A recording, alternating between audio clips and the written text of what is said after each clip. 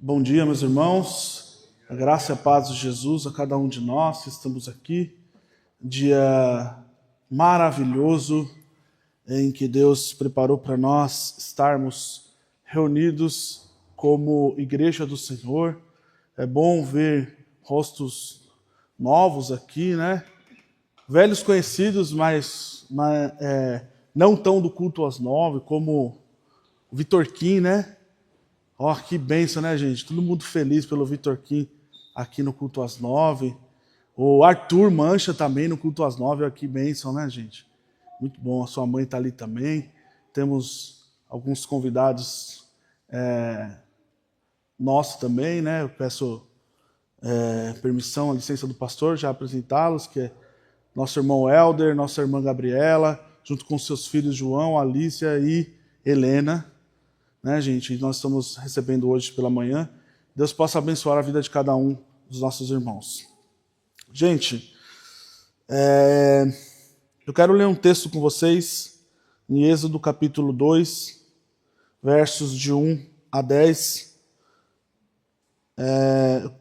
Antes de pregar, eu queria dizer aos irmãos que muito provavelmente essa talvez seja uma das pregações mais difíceis, ou talvez a mais difícil da minha vida.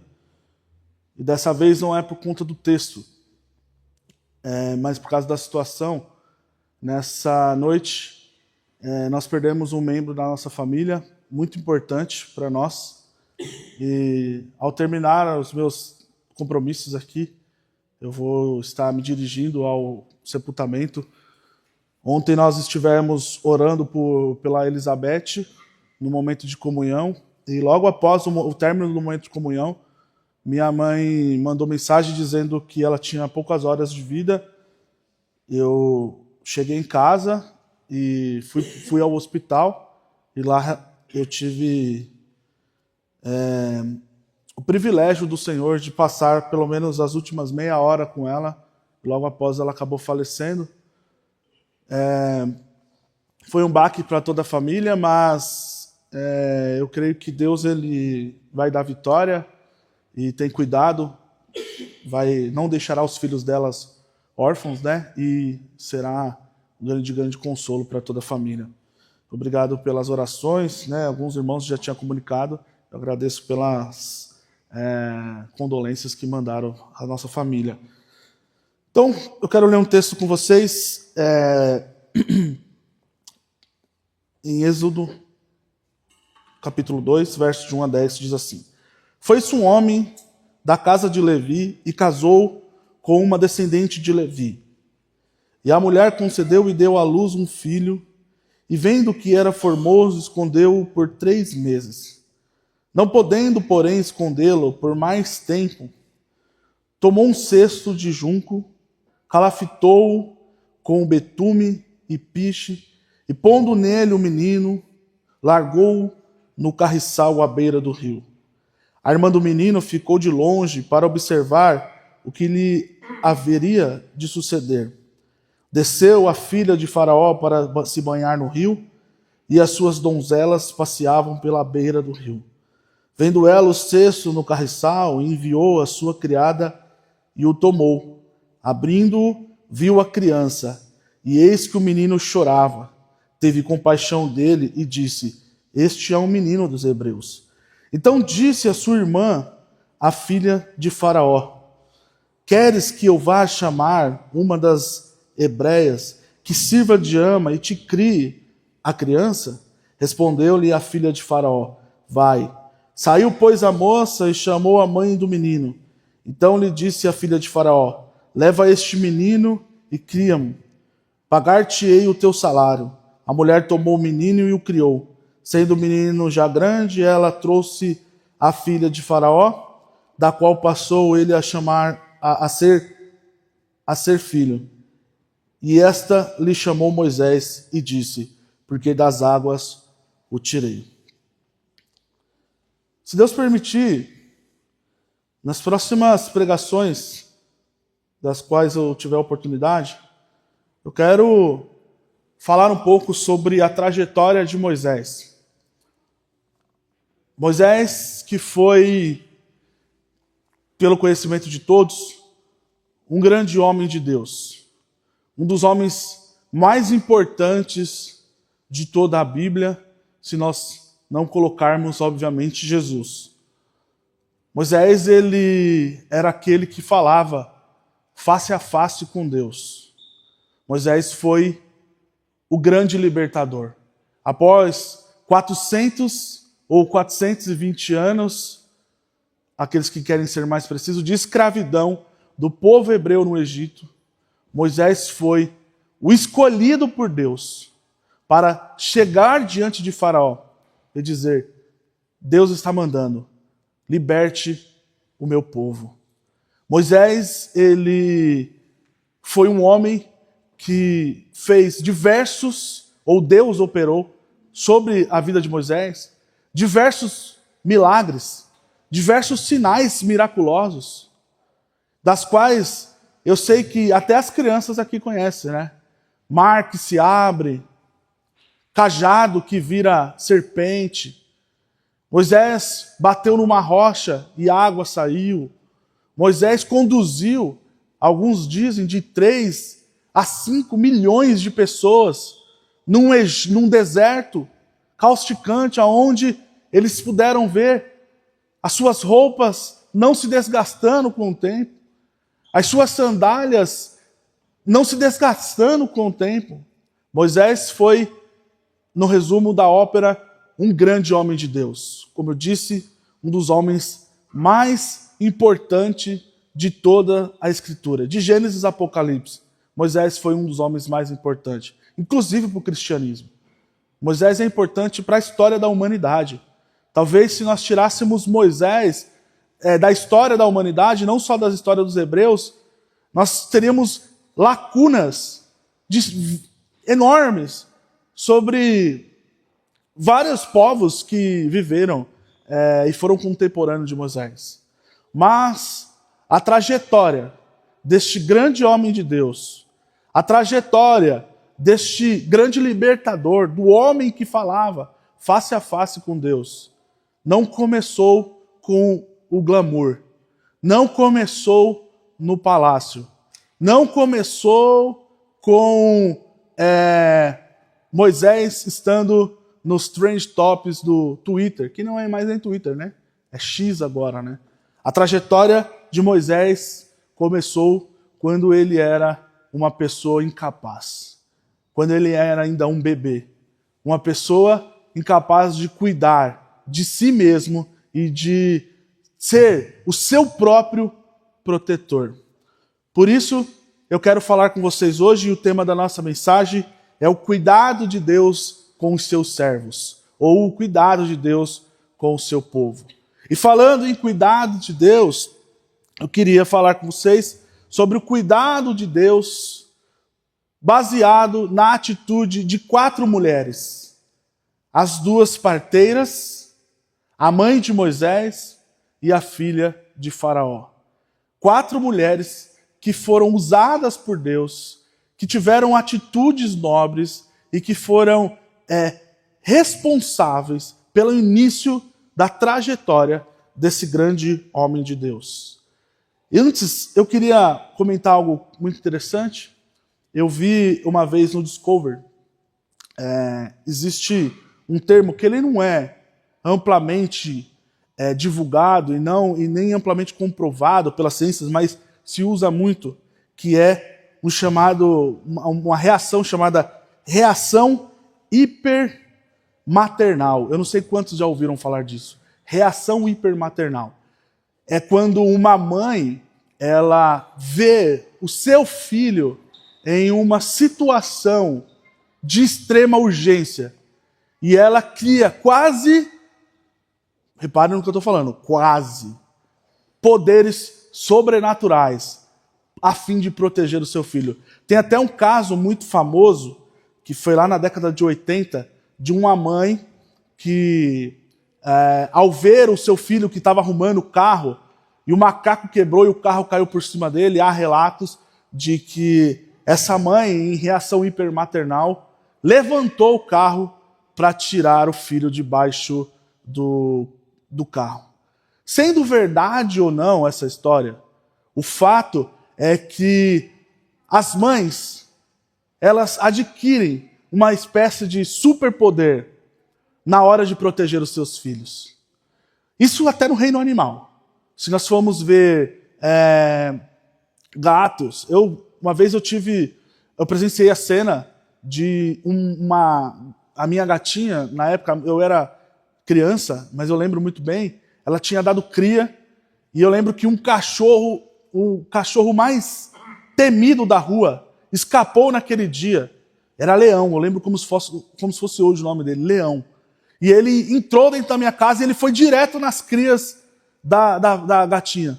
Ela avançou nele de uma forma tão grande que literalmente ela fez o leão virar um ratinho. Ela pôs o cachorro para correr. Isso é uma amostra do que é a reação hipermaternal. E por que eu estou dizendo isso?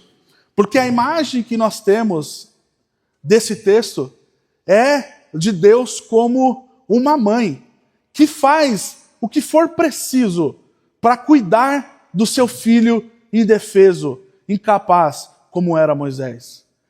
Então, o resumo da nossa pregação é que Deus, ele às vezes se apresenta como uma mãe, a fim de nos proteger quando nós estamos em situações extremas e de extremo perigo. Êxodo começa com aquilo que terminou o livro de Gênesis. O livro de Gênesis termina com a instalação do povo hebreu no Egito, e Êxodo, de certa forma, vai dar continuidade às consequências dessa instalação do povo hebreu no Egito. Nós sabemos, a ler o capítulo número 1 de Êxodo, que o povo começou a crescer esporadicamente e de forma muito acelerada. E isso causou no faraó da época um medo, que implantou uma recessão, tentou barrar o crescimento. Quem sabe por medo de que esse povo se tornasse tão numeroso ao ponto de dominar o Egito. Então o que ele faz é, por meio da força primeiramente, escravizar o povo hebreu. Ele inculca na mente dos hebreus que eles eram menores, inferiores. Eles eram escravos. E assim eles ficam por 400 ou 420 anos. E não só isso. Ele toma uma segunda ação. Que a segunda ação está descrita no capítulo 1, inclusive nós vamos ler daqui a pouco, é cometer um infanticídio com os meninos, com todos os meninos que nascessem.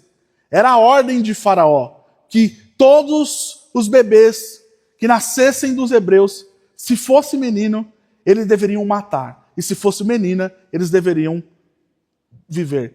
Vários comentaristas comentam o porquê de cometer um infanticídio justamente com os meninos. Alguns deles chegam à conclusão de que Faraó queria ficar com as mulheres dos hebreus e expulsar todos os homens, ou aniquilar os homens do Egito. Enfim, nós não temos tempo e nem propósito para explicar o porquê dessa conclusão que eles chegam, que é uma conclusão tirada do próprio texto de Êxodo, mas o fato é que os meninos corriam sério risco de vida.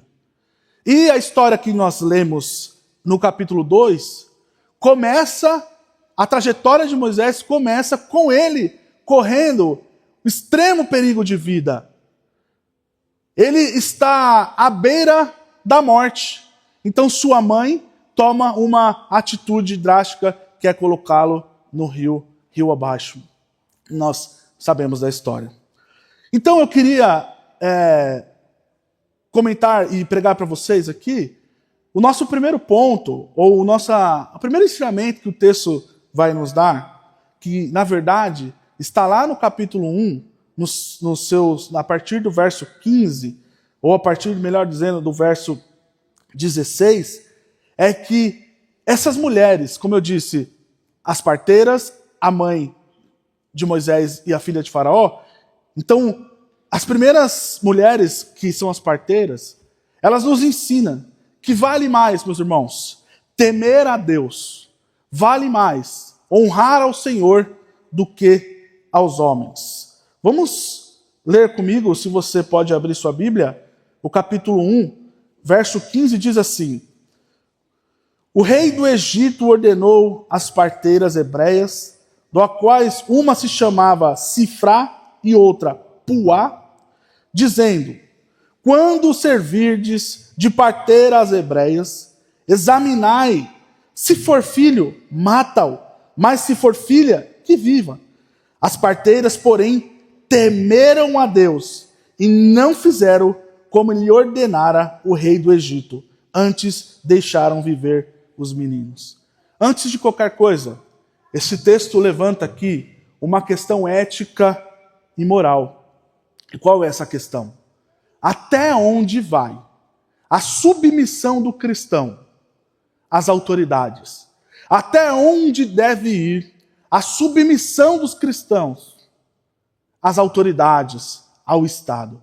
Tendo em vista que Paulo, lá no Novo Testamento, vai dizer que nós cristãos não devemos temer as autoridades, se nós não fazemos o mal. E muito pelo contrário, devemos às autoridades, devemos ao Estado total respeito e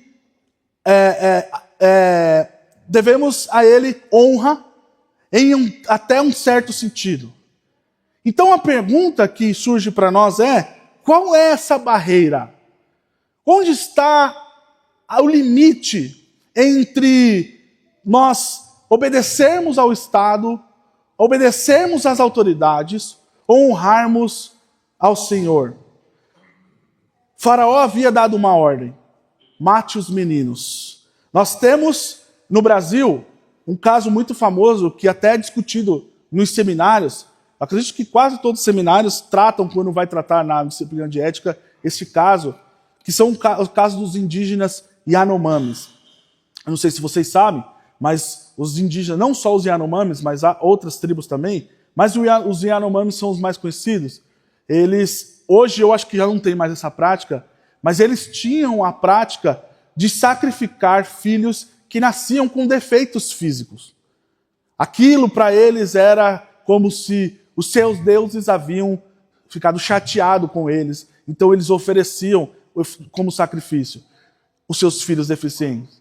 E a grande discussão ética que correu até no plenário era: nós devemos se meter na cultura indígena ou não? É justo que um homem branco, como eles chamam, né? O homem não indígena chegue lá na tribo Yanomami e diz: isso é crime, vocês estão matando bebês indefesos.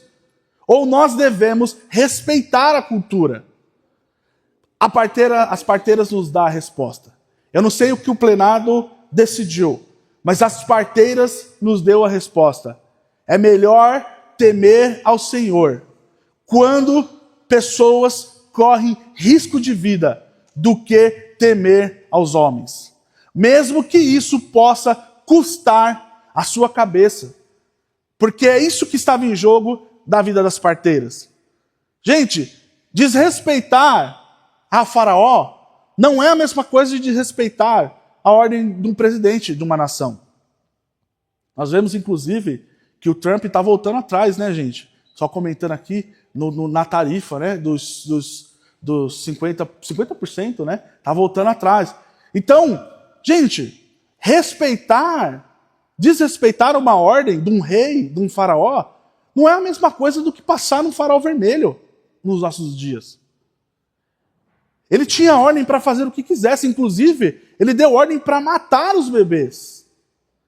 Essas parteiras, ao desobedecer, a temer ao Senhor, porque temer ao Senhor aqui não é ter medo. Temer aqui era honrar, é prestar culto, prestar a devida adoração, é ser submisso. É isso que a palavra está dizendo. Elas decidiram ser submissas ao Senhor do que ser submissa à ordem de Faraó, mesmo estando com a sua cabeça a prêmio. As parteiras nos dão essa resposta dessa questão ética. Até onde vai a nossa submissão ao Estado? Até onde eles ferem as Escrituras. Se uma ordem do Estado fere as Escrituras, eu não preciso entrar nesse tema, porque isso já foi amplamente debatido e pregado e falado na questão da ideologia de gênero e até outras pautas, né? Banheiros que são unissex, eu nem sei o nome dos banheiros, né? Mas, enfim, nós temos várias pautas aí que nos cercam e que nos diz, você honrará a Deus ou você honrará os homens? Talvez a gente possa não perder a nossa cabeça, porque nós estamos num país laico, mas pastores correm o risco de prisão daqui a pouco. Nós, por pregarmos a nossa fé, você, por expressar a sua fé, corre o risco de perder o seu cargo, perder o seu emprego. A pergunta é, como nós vamos reagir a isso? O que nós vamos fazer quando formos expostos a uma questão dessa? É melhor honrar a Deus ou honrar aos homens? É melhor ser submisso a Deus ou ser submisso aos homens? Mais uma vez, essas parteiras nos ensinam qual deve ser a atitude do verdadeiro cristão, mesmo diante de uma situação extrema. Agora, eu não quero ir muito longe. Eu quero trazer para nós aqui. Não precisamos ir tão longe. Não precisamos falar dos nossos irmãos perseguidos, que por professarem a sua fé, perdem a sua vida. Nós não precisamos ir tão longe. É melhor nós honrarmos a Deus ou os homens, ou as nossas próprias vontades. Porque, gente, se nós não conseguirmos vencer meia hora de sono a mais para chegar no horário do culto, como que a gente vai falar em perder a cabeça para o faraó, gente? Se nós não conseguimos resistir a uma festa, não, mas o John Doe era muito, sabe, ele não tinha como resistir ali, a influência era muito grande. Se nós não conseguimos resistir a influências como essa, como que a gente vai falar, gente, em igreja perseguida? Quão medíocre nós somos em ousar falar de irmãos que professam sua fé. Gente, o ISIS, que é o Estado Islâmico, eu estou falando um monte de palavra aqui que o YouTube vai cortar depois, né? Infanticídio, ISIS, Estado Islâmico, terrorismo, enfim. Ainda bem que nós não pensamos em monetização, né? Senão nós não tinha monetização. Mas, gente, o ISIS, o Estado Islâmico, faz filmes cinematográficos matando cristãos. Nós temos o exemplo lá dos cristãos egípcios que morreram, perderam a sua vida na praia. Eles gravando uma cena em câmera lenta, sabe? Algo hollywoodiano. Quão miseráveis nós somos, medíocres nós somos, para sequer tocar nesses cristãos. Essas pessoas são aquelas que a Bíblia diz que o mundo não são dignos dela. Mas vamos trazer para a nossa realidade, gente. A gente não consegue vencer a procrastinação de manter o nosso devocional, a leitura, a oração diária. E eu não estou pregando só para você não, gente. Isso aqui está cortando dentro de mim também. Eu estou falando de nós. O pastor, ele fala lá do devocional, né? Que ele manda. E que ele fala, ó, não fica só naquilo, né? Vai além do devocional. Vamos ser sinceros, meus irmãos. Quem dera muitos de nós lesse pelo menos o devocional que o pastor manda. Gente, a pergunta é, quem nós decidimos honrar? Se a Deus ou as nossas próprias vontades? Se a Deus ou os homens? Essa é a pergunta para nós. E essas parteiras, ela resolve esse problema ético. Ainda que nos custe perder a cabeça, ainda que nos custe perder o emprego, ainda que custe a você perder a amizade. Não, mas se eu falar muito de Jesus, ele não vai querer mais ser meu amigo. ela não vai ser minha amiga. Se nós honrarmos a Deus, não honrarmos a Deus diante dos nossos amigos, nós seremos desonrados diante de Deus. Isso nos leva ao segundo ponto. Então nós falamos primeiro que temer a Deus é melhor do que temer e ser submisso aos homens. O segundo ponto e o segundo ensinamento desse texto é que nós precisamos confiar no cuidado de Deus, mesmo diante de situações extremas.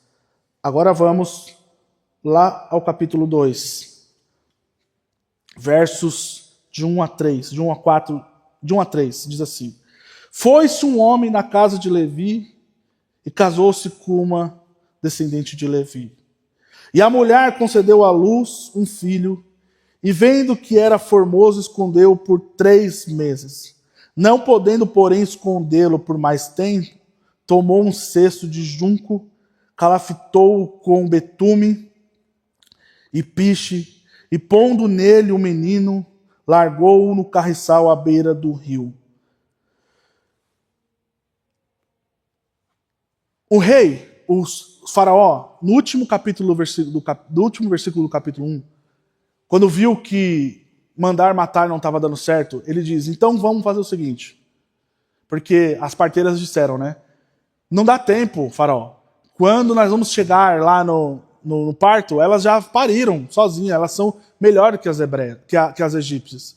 Então o rei falou assim, não, beleza, depois que nascer, todo menino joga no Nilo, joga no rio Nilo. Por quê? Se ele não morrer afogado, que já é um milagre, ele vai ser comido por um crocodilo. Inclusive o rio Nilo, só abrindo um parênteses, ele dá nome ao maior crocodilo da Terra, que é o crocodilo do rio Nilo. Inclusive, se você pesquisar lá no Google, tem um crocodilo chamado... Olha, eu fui fundo na pesquisa, hein? Tem um crocodilo chamado Gustave. Ele é um crocodilo do Nilo, que mede, acho que quase 10 metros, né? É um recorde. Ele misteriosamente some e depois ele aparece. Dizem que ele foi responsável, alguns mais exagerados, por até 500 mortes de pessoas. Alguns dizem, mas até a casa dos 300 é certeza. Alguns dizem que não contabilizado até a casa dos 500. Então foi nesse ambiente que o rei mandou jogar os meninos. E é nesse mesmo ambiente que a mãe de Moisés faz ele descer rio abaixo. Primeiro ela esconde, né? Ela esconde o menino por 3 meses aproximadamente. Passado o tempo ali do desmame, ela enrola o menino, e não completamente, óbvio, o desmame, né? Porque ele volta para ela, mas ela já tinha ganhado um corpo, ela enrola o menino num cesto. Inclusive, a palavra cesto aqui, a título de informação, a palavra cesto aqui, ela só tem 2 ocorrências no Antigo Testamento, que é aqui em de Moisés e quando Noé vai construir a arca, é a mesma palavra, ao cesto e a arca. Algumas traduções traduzem essa palavra cesto por arca, inclusive. Então o texto está ligando Moisés e Noé, porque os dois foram salvos no meio, tirados do meio da água, né, salvos de afogamento. Mas aí ela coloca esse menino e ele desce rio abaixo.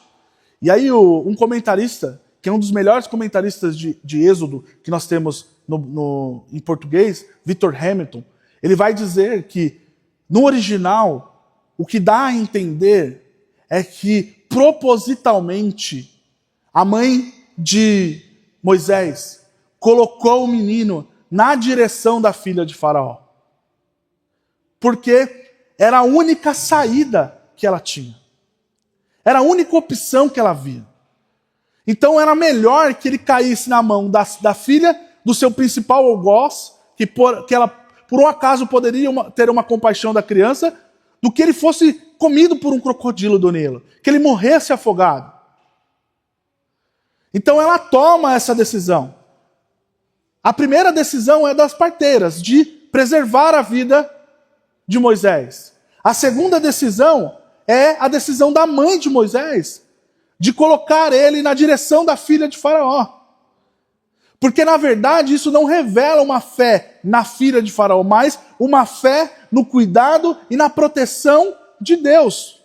Meus irmãos, em situações extremas, em situações das quais nós perdemos o controle, em situações das quais nós não temos mais como dominar a situação, resta-nos a confiança no Senhor.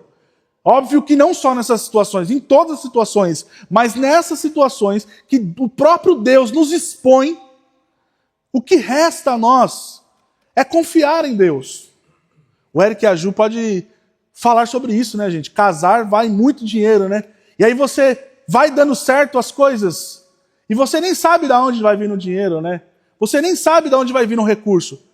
Porque em situações como essa, gente, nós confiamos no poder de Deus, no dínamos, no dunamis, né? Como tem sido falado aqui. O poder gracioso de Deus de conceder a nós recursos aonde não tem recursos. De conceder situações escape aonde não tem situação criada e escape criado. Mas essas situações requerem de nós, cristãos, que nós confiemos em Deus. Venhamos depositar a nossa fé em Deus. Por isso que o nosso segundo ponto é: precisamos confiar no cuidado de Deus. Precisamos confiar na proteção de Deus em situações que nós perdemos o controle. Se você nunca passou por isso, eu sinto te avisar. Uma hora ou outra nós vamos ser expostos a essas situações. Eu tenho a impressão que o próprio Deus, ele trabalha para que isso aconteça na nossa vida. Eu tenho a impressão que o próprio Deus, ele nos conduz ao caminho da vulnerabilidade. E é interessantíssimo para Deus que nós estejamos vulneráveis, incapazes. Parece até loucura pregar isso, né? Mas é no caminho da vulnerabilidade, meu irmão e minha irmã. É no caminho em que nós perdemos o controle sobre a situação que Deus entra em cena na nossa vida. É nesse lugar. Deus nos cerca, meus irmãos. Ele vai nos cercar por amor a nós, de uma tal forma que vai nos levar a estar vulnerável, porque o vulnerável é dependente. E no final das contas, o que Deus quer é nos tornar dependentes dele. Arrancar o que tem de nós e colocar Cristo em nós.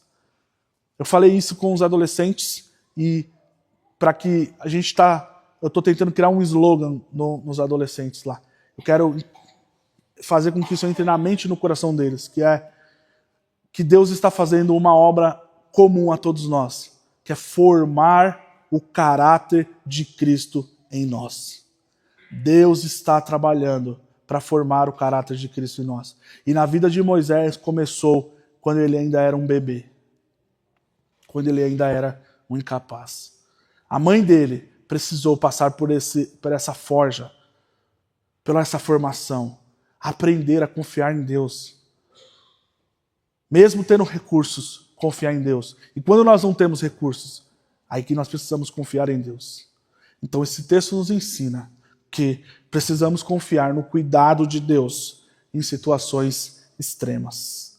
E nosso último ponto é que Deus nos livra, meus irmãos, até mesmo quando não somos capazes de perceber o livramento dele. Olha o que a palavra vai dizer. Desceu a filha de Faraó, verso 5, para se banhar no rio, e suas donzelas passeavam pela beira do rio. Vendo ela o cesto no carriçal, enviou a sua criada e tomou. Abrindo, viu a criança, e eis que o menino chorava. Teve compaixão dele e disse: este é menino dos hebreus. Então disse a sua irmã, a filha de Faraó: queres que eu vá chamar uma das hebreias que sirva de ama e te crie a criança? Respondeu a filha de Faraó: vai. Saiu, pois, a moça e chamou a mãe do menino. Então disse a filha de Faraó: leve este menino e cria-mo. Pagar-te-ei o teu salário. A mulher tomou o menino e o criou. Moisés ainda era um bebê. Moisés era um incapaz quando ele provou da graça de Deus. Quando ele provou do cuidado de Deus. Isso nos ensina, meus irmãos, que tem cuidados de Deus, que tem obras que Deus realiza em nós, das quais nós não conseguimos nem enxergar. Por isso, nós não podemos ficar igual bebês espirituais, adolescentes espirituais, chorando, esperneando, parecendo filho mal criado no shopping porque não pôde ir no Play Center Family aquele dia, e chorando, esperneando com a sua mãe porque ela não entrou na Rehap, reclamando com Deus porque nós não temos isso, não temos aquilo. Às vezes não receber algo de Deus é cuidado dele conosco. É Deus cuidando de nós, meus irmãos. Então não devemos reclamar, sermos imaturos espirituais, questionando a Deus do que isso, por que disso e por que daquilo. Quando Deus nos chama para uma confiança nele, para entregarmos a nossa vida diante dele, todo o nosso caminho, tudo aquilo que nós somos, tudo aquilo que pertence a nós, para que ele cuide de nós. Então ele cuida, irmãos, da empresa. Ele cuida dos filhos quando nós não estamos vendo ele. Ele cuida de coisas que nós somos incapazes de colocar a nossa mão. Outra coisa é que Moisés, ele foi alvo do cuidado de Deus, sem ter feito nada para isso, sem ter trabalhado para isso. A isso nós chamamos de graça. É nessas situações difíceis, meus irmãos, que nós conhecemos o poder e a graça de Deus. Porque nós somos cuidados por Deus sem ter feito nada para Ele. Deus nos dá presentes que nós não somos capazes de retribuir. Pobres, miseráveis como nós somos incapazes de retribuir aquilo que Deus faz por nós. Isso nós chamamos de graça, um favor imerecido, um presente que nós não merecemos receber. Mas nós recebemos. Nós somos agraciados por Deus. Somos alvos do cuidado de Deus. Mesmo quando nós não trabalhamos para isso. E mesmo quando nós não conseguimos enxergar que Deus está trabalhando. Eu quero concluir essa mensagem só relembrando nossos pontos. O primeiro ponto foi que temer a Deus é melhor do que temer aos homens. Ser submisso a Deus, por mais que nos custe, é melhor obedecer a Deus. Então faz tudo certinho. Obedece a Deus. O texto no capítulo 1 diz que Deus honrou e se agradou das parteiras. E nós vamos ver daqui a pouco isso na nossa conclusão. Segundo ponto, precisamos confiar no cuidado de Deus mesmo em situações extremas. Em situações boas também, mas principalmente em situações extremas. Terceiro ponto é que Deus nos livra, até mesmo quando somos incapazes de perceber o livramento.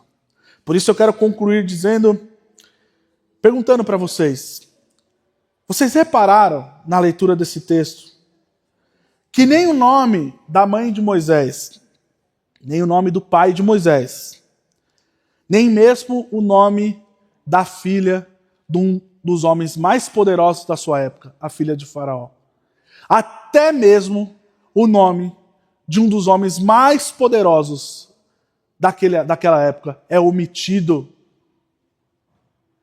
Moisés não fala em nenhum momento. Nós vamos descobrir, eu digo Moisés porque nós acreditamos que ele tenha escrito Êxodo.